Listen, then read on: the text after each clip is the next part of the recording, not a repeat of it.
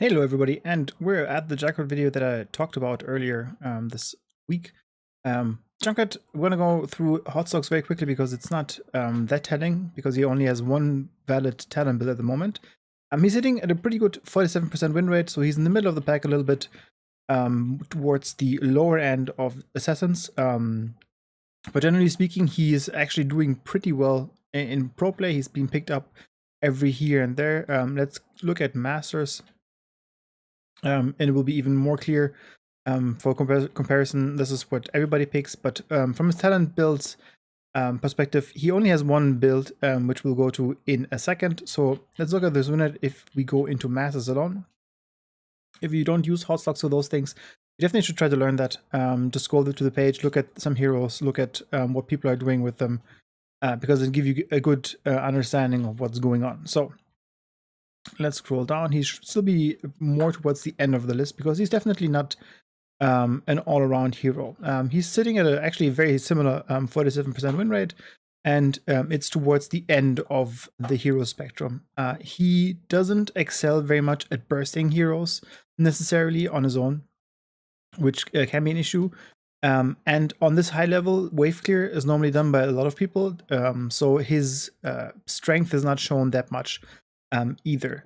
He definitely also needs some things that you have to execute on, like you have to be able to do the proper things before he excels in your win rates. I enjoy him quite a bit, but I had to learn to use the skill that everybody is using. If I took anything else, I normally didn't do pretty well. So put some English on it is on level 1, the most picked talent. Basically gives you some more range on your Q. Taste for explosions. This is just for damage increase. These two other talents are never picked either in Masters nor in everybody else picks them.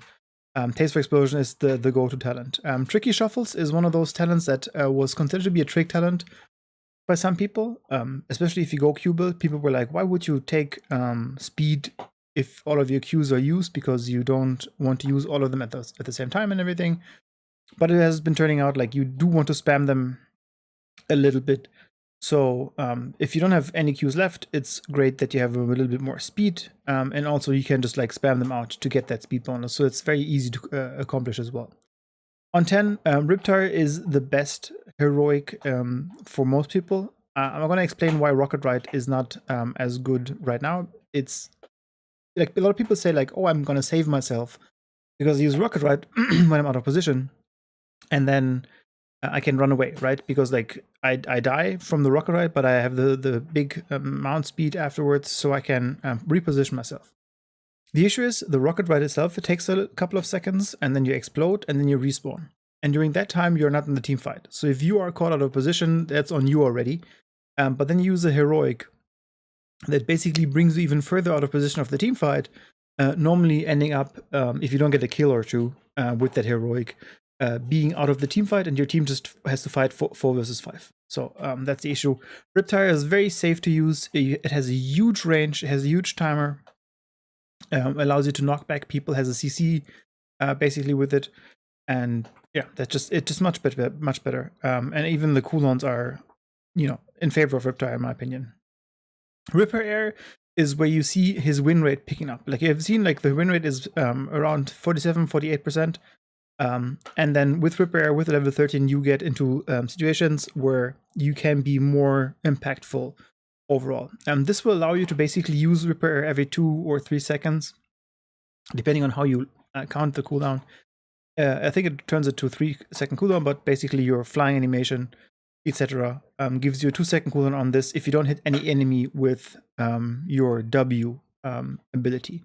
And you can use this to basically jump over huge areas and become a little bit of a global hero. And I'm going to explain that further in the gameplay. And on level 16, the pick rate between Endless Nades and Spread Volley is actually pretty okay. And the win rate also shows that you can pick both of them. Endless Nades is just very good because you don't want to pick Junkrat into situations where you are not team fighting a lot. So I want to say, if you were playing Warhead Junction, for example, where the objectives are spread out all over the place, Endless Nades probably doesn't give you that much of an input because you don't hit 2 or more heroes with your Qs that often. So this is an issue. Then spread volley probably does more for you. But we're going to see on Infernal Shrines that it actually can be very, very good because you just hit them on accident and therefore get cooldown reduction on your Q. On level 20, I think a lot of the talents are pretty okay. Extra oomph gives you a chance to be very aggressive in teamfights if the enemy is already like clumping again. Having several riptires in one teamfight can obviously turn everything. Like it's huge. It can be really good.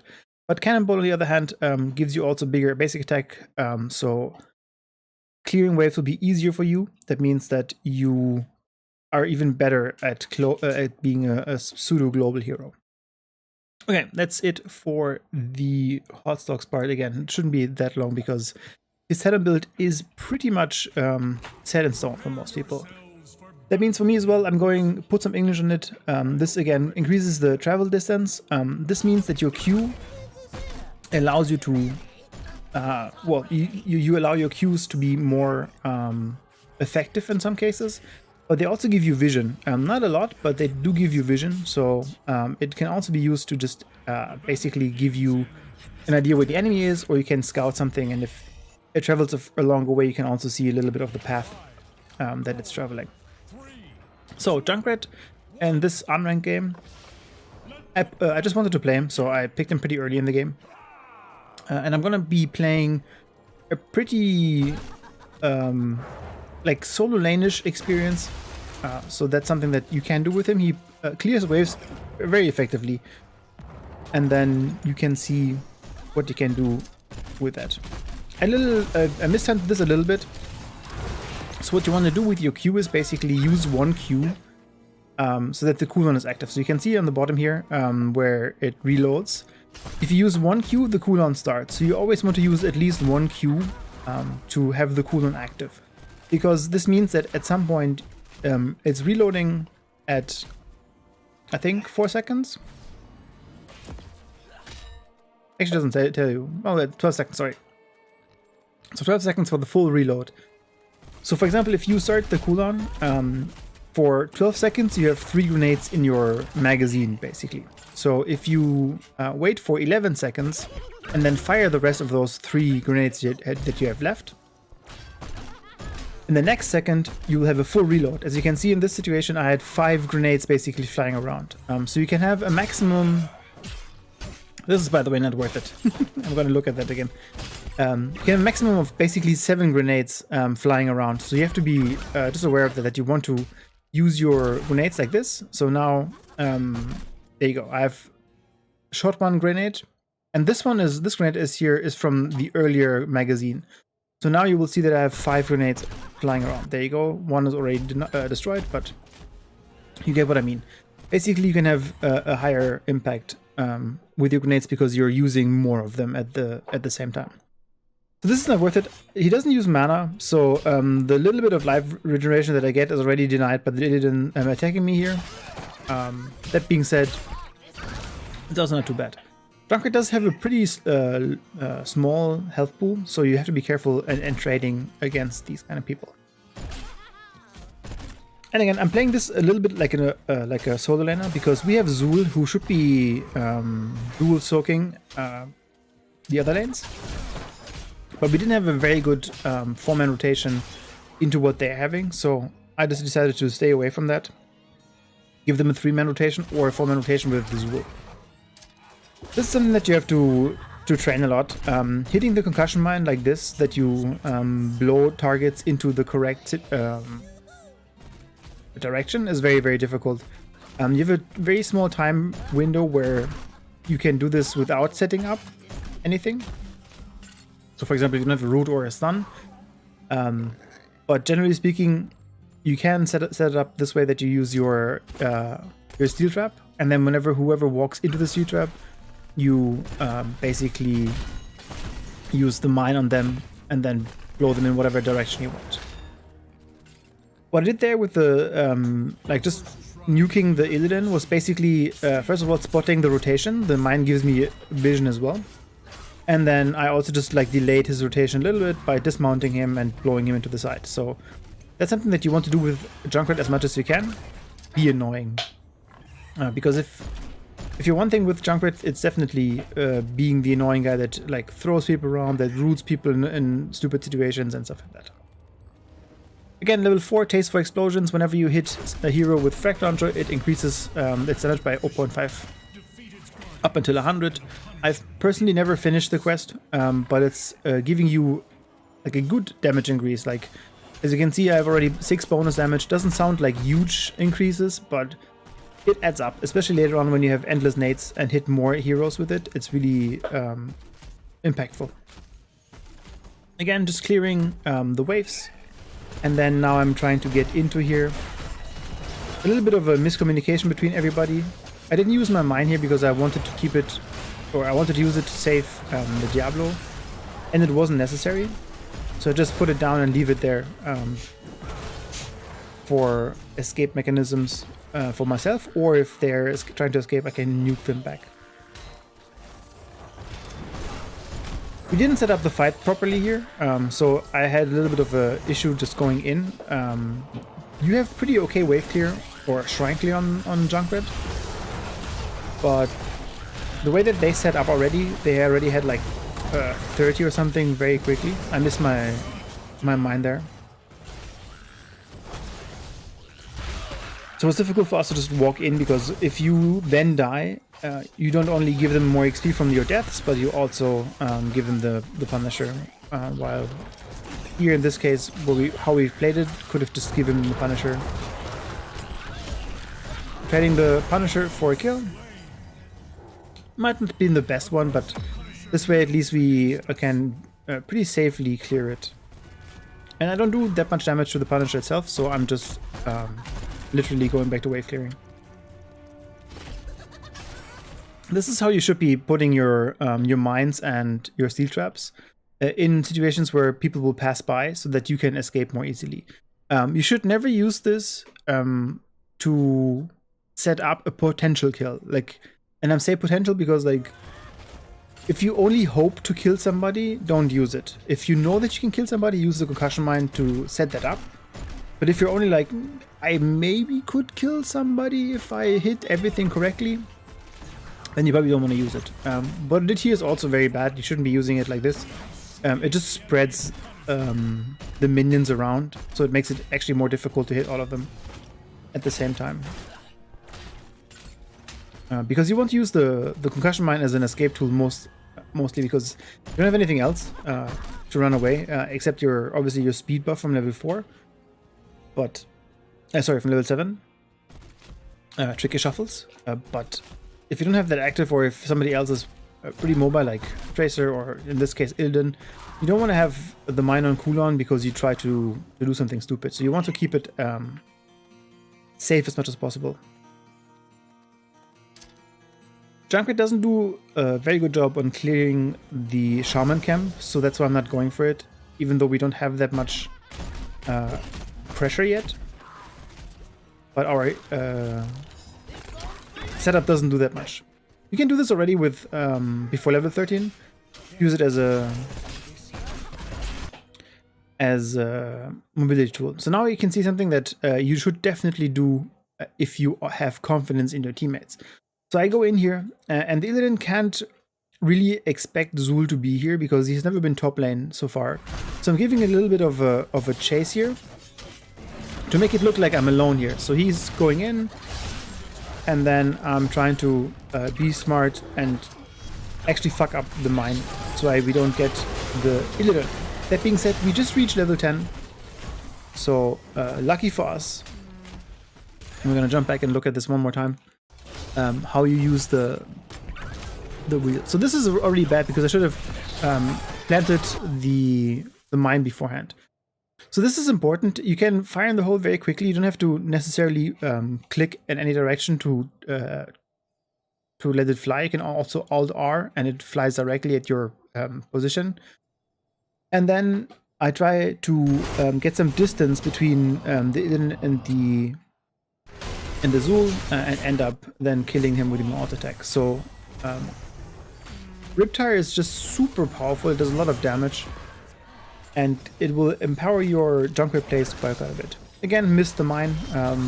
My timings are a little off on some of these, for the simple reason that I don't play Junkrat that often yet. So it will be some misses.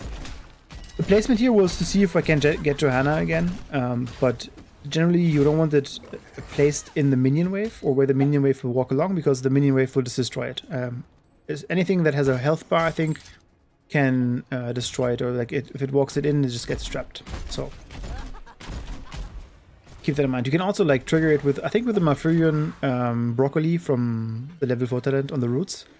I think they can trigger it out as well. So if you see a mine, if you see a trap from Junkrat lying around, you can also just trigger it so people don't walk into it, because they're very subtle if you're team fighting. So back to clearing waves. This will be getting better for me as soon as I hit the 13, because I can more easily jump from wave to wave.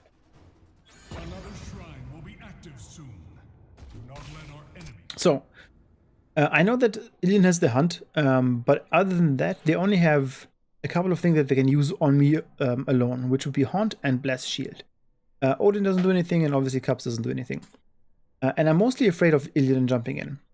It's important that you understand how things work in terms of the sequence of you dying. And that's something that you will just only learn if you play a hero for a couple of games. In this case, I knew that if Illidan hunts me, he will then probably afterwards just give me a couple of auto attacks, and as soon as I move away from him, he's going to use his W or his Q to chase on me. So what I want to do is get hunted, and then walk a couple of steps, and then use my mine below me, and then basically explode the mine so that I get boosted away. This way, it will allow me to get away from Illidan, even though he's very mobile. So here you go. 1-2 steps. I'm trying to get him into the trap, he dodges it, and then I just blow myself away. So this is something obviously very dangerous, and you will have to learn how to deal with these kind of situations where a Tracer jumps on you or an Illidan jumps on you. Some heroes can give you chase much longer than Illidan, for example Zeratul. So you have to be careful in these cases where they can just like jump after you even when you blown them away from you. Again, whenever you have the mine up, you're actually pretty okay to be more aggressive, but as soon as the mine is on cooldown, you want to be more careful. In this case, I dodged the hunt, and then they tried to gank me there, and it didn't work out because I had mine up again. So that's really good. The auto attacks are splashing, so killing one target it takes a little bit of time because the power is basically that you hit several enemies at the same time. Therefore, the individual auto attack is not that strong. I'm using this very like quickly here, for the simple reason that securing the kill here gives us even more of an advantage because we're up a level already, and up a talent already, and then getting a kill means that we are getting more advantage. I'm gonna look at the fight one more time. Okay, so I'm trying to clear the shrine because my shrine clear is actually pretty good for this team. Zul helps and Greyman as well, but Malf and Diablo don't necessarily do that much. So this is the fight,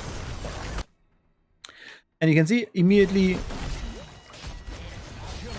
when we're running away here, I will drop the mine here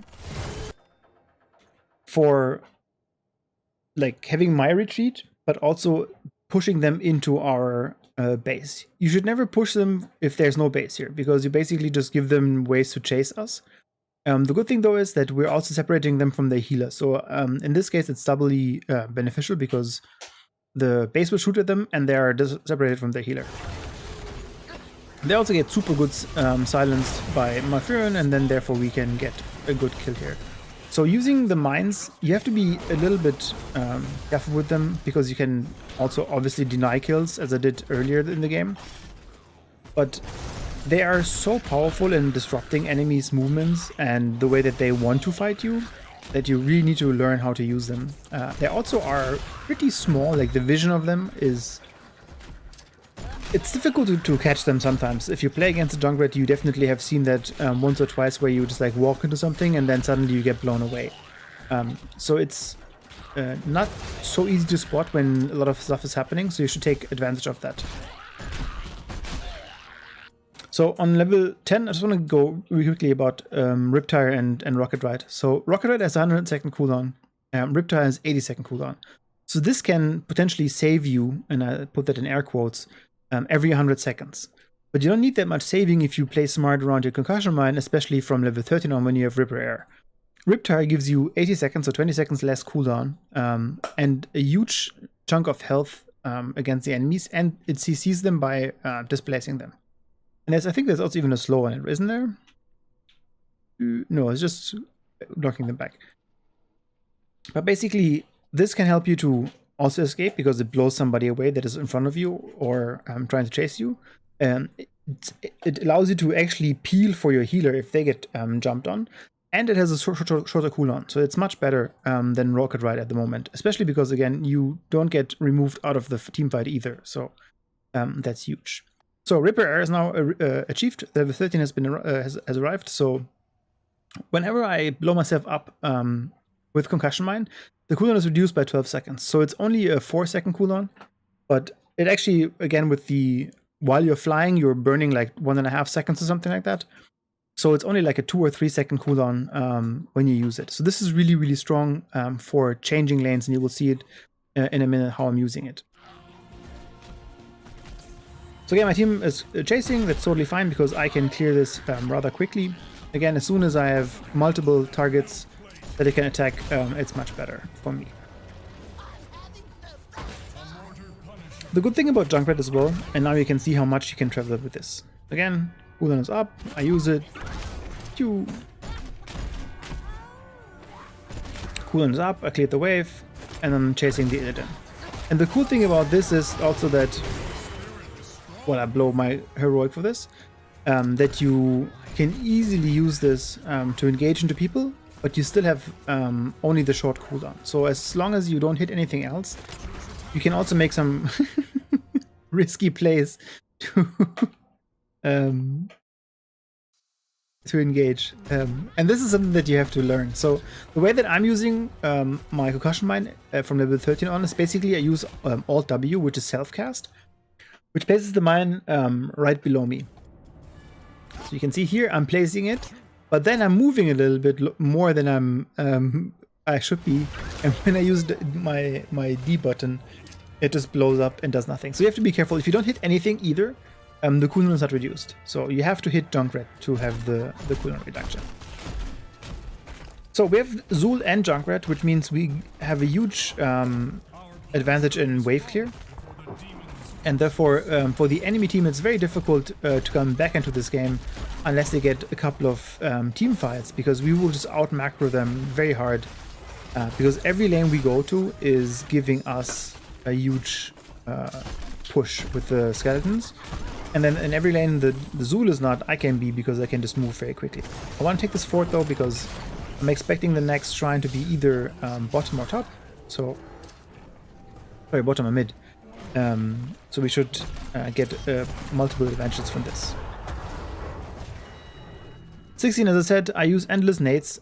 It is very easy to hit multiple targets in Heroes of the Storm with the Q, because everybody tries to stick together on the healer. And then in this case, they also have a couple of heroes like Illidan and Johanna that will stay together when they're attacking us, or again, their backline when they want to get healed. Illidan gets caught out of position and we're just moving again towards him. Very easy to catch him. And look how far you can jump with that. It's really strong.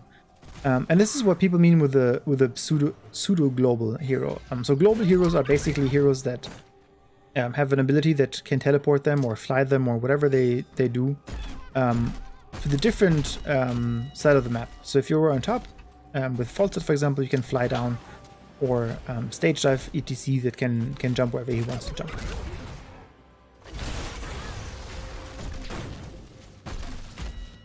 And with Junkrat you have your mines like this, where you can just reposition yourself. And pseudo means I can't, like, from one second to the other go from bottom to top, but I'm very quick on my feet with the mines, so therefore I'm nearly global.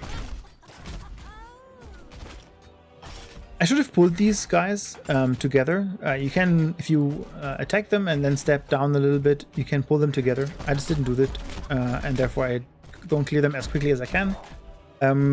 My health is now at like around 2,000, around 3,000 HP, so it's a little bit easier for me to clear those things. But he's not a very good merker. And again, this is rather dangerous what I'm doing. But on the other hand, the cooldown of my mind is very, very low, and it always knocks me back far. So even if I get hit by an enemy, or if I hit an enemy with the mine, it still knocks me away further than them. So I should be safe. Great engagement from our Diablo. We get counter engaged with the Fear, and the Odin is on, so we should be moving back a little bit because we're on the same talent here. And Illidan can hunt in whenever he wants to. And this is something that you can also do with Junkrat, which I think makes him not only fun to play, but also a good hero to play if you are not super skill shot master. Because sure, if you are really good with him, you hit your Qs all the time on every enemy. But even if you don't hit it on every enemy, the spammable nature of him makes him pretty good to play, even in situations where you don't hit as much things. In this case, I made a mistake. I went up top and to clear it because I thought my team wasn't trying to fight, but then it turned out that they actually wanted to fight. Used the mine here. I wanted to maybe catch the Johanna, but it didn't work out for me. So didn't trigger the mine, so I didn't have the cooldown yet. If you don't use it immediately, obviously the cooldown will still run down. So again, at this point, I could place a new mine. You can't have two mines at the same time though, so just keep that in mind. And again, now with Zul and me, we should be pretty fine. So I decided to just clear more waves to get closer to level 20. And I'm not very afraid of the Illidan because he can't really chase me that much and kill me.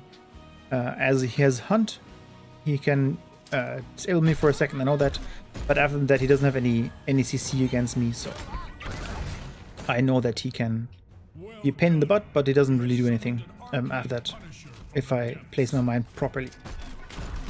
So I don't join the teamfight bottom because I see my teammates running away and the Diablo has died, so I just want to again clear waves as much as I can so that we can get more XP. The Greyman also is doing the camp, so I know that we are not in the best position to fight, but we have an Arcane Punisher and now we have level 20, so my Qs and my auto attacks will be bigger, meaning that it's going to be easier to hit things, and the plinging is very satisfying. As you can see, I hit 65 heroes during this game so far, and now you can see the full advantage of the endless nades. So I wanted to use the Ripper Air here to make sure that we can get the kill from the Odin, but I wasn't sure if it would kill him from the damage alone, so I tried to wait until his unstoppable frame was gone so I can also knock him back and therefore secure the kill. So from level 20 on, you have a pretty good poke hero that can basically avoid the tank, because you literally just shoot over the tank or next to the tank, and you will just get damage to the backline. I have to run here because again, as soon as I'm below 20% life or something, it's going to be pretty bad for me. I missed the shots there on the building because I hit the building instead of passing it. So that's something that if you're better and hitting more of your Qs, you do also do more damage. But that being said, the splash damage you do with your Q is good enough to even allow players that have not so good mechanics to be pretty successful with the Junkrat, I think. And this is also very strong, like your escape is just immediately better than anything else. Like nobody can catch up on you unless again there's Zeratul or hunting Illidents. So now we are in a situation where we should have probably ended the game there with the Punisher. So now I pulled them a little bit and I positioned myself better so my Q hits all of them because they're bigger now. But still, I should have pulled them more so that they're closer together, so then I can hit them, all of them with one attack, without having to do the weird spread. And as you saw there, I used my what they call my frag launcher, well, my grenades basically, to give me vision on the bush and also on the mercenary camp to see if anybody's doing it. I don't really want to fight here with the team because we are still missing the Diablo that is respawning now. And this is what I mean, like you can, as Junkrat, just like bypass the tank. If like Johanna's like try to defend her teammates by standing in front of them, you can just like either flank them because you can position yourself very quickly, or you just shoot the grenades over her and then you just do damage. Like that's something that you can do with Junkrat very easy. Like you just plan to attack something behind Johanna and you just shoot over her or behind her, and it's really fun. Like I really enjoy that kind of place there where you can do a little bit more.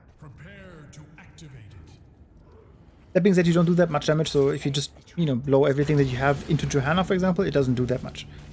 So you have to be smart about your attacks as well. And again, like it's just gonna go jump back because it's some of the things that Junkrat does that is underrated. So I put the trap here, and we're deciding to move away.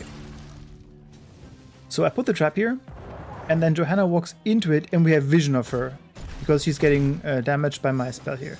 So seeing this is really powerful for you as well. So using all of the abilities where it's smart is really important with Junkrat. And I think that's also why his win rate is pretty low, or relatively low, because you basically need to use your abilities in the correct way for the W and the E. And again, I just want to show you how far away I am from this fight. Look at me, like I'm super safe. Nobody can get me here. They don't even know where I am. And I just have my Riptire coming in here. I'm a little late, so that's why Greymane dies, basically. But like, I just come in here, and if they don't kill this, I'm just gonna use it and kill somebody. And I get a free kill on Gul'dan. And look where I am. I'm super safe. Like, I don't even need to be anywhere here close to the altar or shrine to do damage here. And that's something that I think people underestimate quite a bit, and they use Ripper Air in weird situations. And again, this also like is highly underestimated by Illidan here. He thought he had me cornered, so he just goes in on me. And then he realizes too late that I'm just gonna kill him with the grenade. So, or with the mine, to be precise. And this now obviously is a typical thing that you can also do with mages like Kel'Thas, where you just like wait for your spells to come off cooldown and then you just spam into them here. And they do so much damage that I clear like accidentally a couple of them. I missed the Tychus actually, but he made a mistake of walking forward, and therefore he just died because he gets repositioned. Put the trap down a little bit in the wrong place, to be honest. I should probably put it in here or somewhere around here so that if Malf runs away, she has used Unstoppable to follow us here, and then she walks into the fort. The way that I put it here, she was not going to be stopped from anything. So. And again, like I get cooldown reduction now whenever I hit multiple heroes. That's really good for me as well, because I don't have to wait for the cooldown as long. As you can see, there are two heroes, same setup, basically a healer and a support. Sorry, a healer and a tank. For us, it's me and the support. And I just do so much more clearing that it's difficult for them to be following up on this. And again, this is... cooldown is up already. I misclick a couple of times here. And I try to knock back the Johanna. That's something that you have to be a little bit worried about. It doesn't have a lot of life, the Ripper Air. So in this case, I waited too long to do the damage to secure a kill, and then I didn't do anything with it. So you definitely can't just let it run forever and hope that they don't see it, especially in situations where like this where we're chasing. Again, I just like free myself here. The positioning wasn't the best because he still is around me, but we have like 3 people going on him now, so I'm not very worried about it. The Punisher was pulled, so that's a little bit of an issue for us. But we're pretty good still. Like the core is dropping very heavily, and we get another kill here. And they're just pushing the middle. So before we go on, just a quick check on stats. I was part of 8 kills. 15 kills, and I did 8. I have not been partaking in all of them. I'm actually pretty low. I'm only at 15 takedowns, while my team's everybody's above 20. Because I'm solo laning, as you can see, I have 20,000 XP soaked as well because I'm just jumping from lane to lane. And I'm outscoring the Zul even in PvE damage. And he does amazing damage as well. But I also don't die. As you can see, with my Furin, I'm the only one who hasn't died this game. This is because I'm so mobile and I'm trying to use my mine as much as possible for escaping or displacing people that are chasing me. So with this being said, this game now turns a little bit into, you know, the unranked that it is, because we're not going to be done here yet. That was a mistake as well. I shouldn't have like blow them away here. I just should have like waited until the Apoc actually hit and then done the damage with that. But we get a kill. So the game is pretty much over, but for some reason we decide that we're gonna do some other stuff here and try to be funny and kill people. And as you can see, again, you have kill potential on your own. In this case, I killed the Tychus who really wants to one-on-one me. So with them being so low, we should just like go core and kill everybody. But again, it's unranked and we just want to have some fun. So we're just chasing the cooldown and trying to get the keeps down. So yeah, you shouldn't be doing this. I'm just having fun now, just like trying to clear waves. Illidan has respawned, Gul'dan is back there to defend, so we still have like 30 seconds before the other guys are respawning, so what we should have done is just literally ended the game, but I'm not there, so I'm just doing whatever I want here in this case. But it shows you again how versatile Junkrat is in his approach. You can do a lot of things with him, but the best way you can play him, I think, is in a rotation where he clears the ways for your 4-man. I wouldn't necessarily put him on the solo lane because other solo laners do some other things better. They normally bring CC in some form that is like a root or a stun. So you should probably do that. And I mean, this also it's not the best way to use repair, but I really wanted to have that keep. I think I'm gonna get it here. And you see the core is still falling, so it's not that we're losing or whatever. The important thing is, but also that I forgot to say, is that the grenades from the frag launcher do 50% less damage to structures. So while you're really good at killing heroes and minions with your Q, it actually doesn't do a lot of damage against the buildings, and you will struggle a little bit with Junkrat on that. If you're, for example, left alone in a lane, you're not going to be pushing like forts down very quickly without the help of your minions.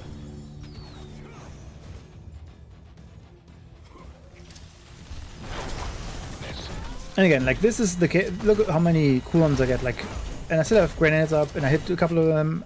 Grenades up again.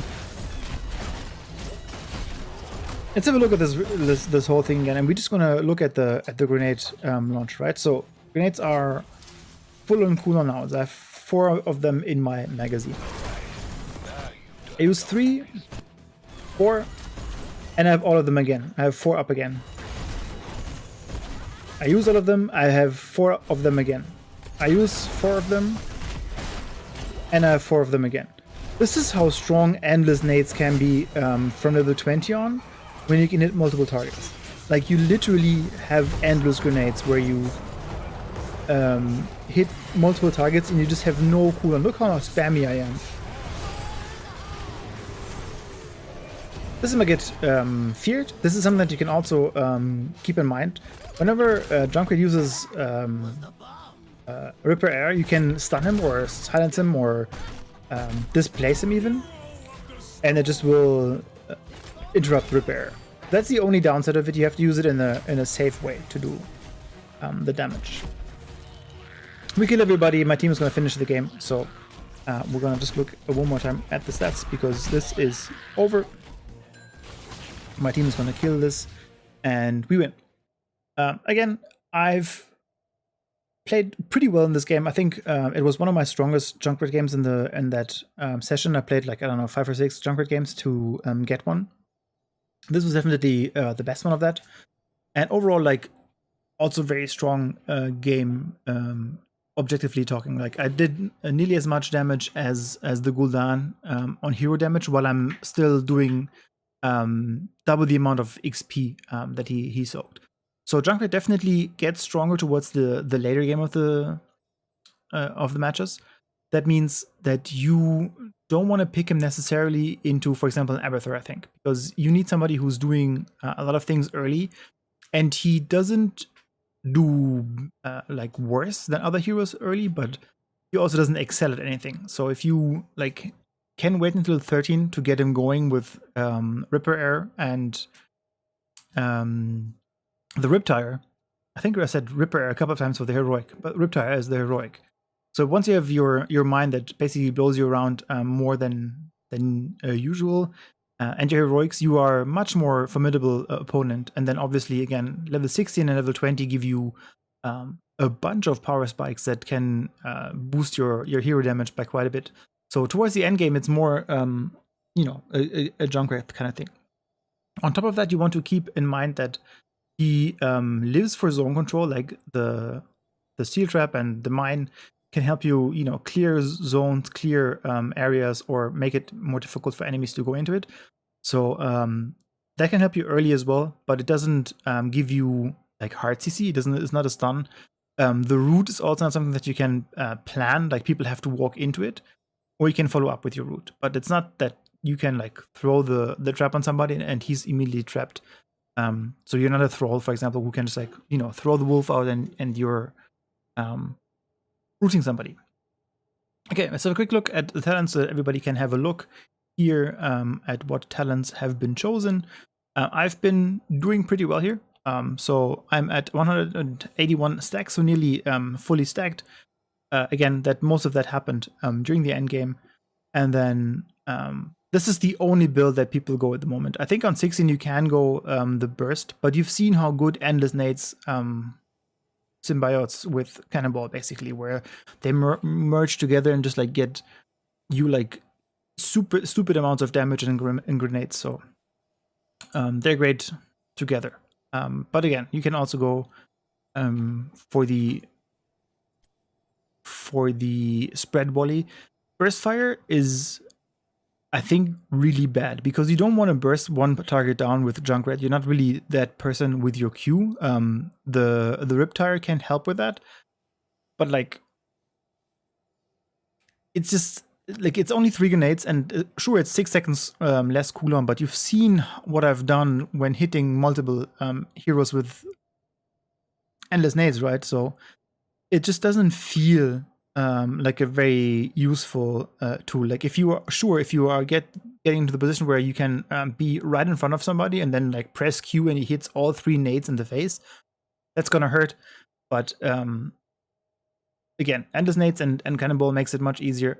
Spread volley also actually makes it pretty strong with Cannonball because you have every 30 seconds you're basically putting chaos out there, like on the shrine, on objective points, wherever you are fighting. You use spread volley and you shoot, and then everybody's just running from you. So it definitely is an alternative, but I just love endless grenades and Cannonball. Other than that, you can see the other talents on the other heroes. pretty much, I think, very standard. I don't know the Zul build at the moment. I think W build is played pretty well. But that's it for this video. Thank you very much for watching. I hope you enjoyed the Junkrat gameplay. And as always, I'm going to see you next time. Have a good one. Bye-bye.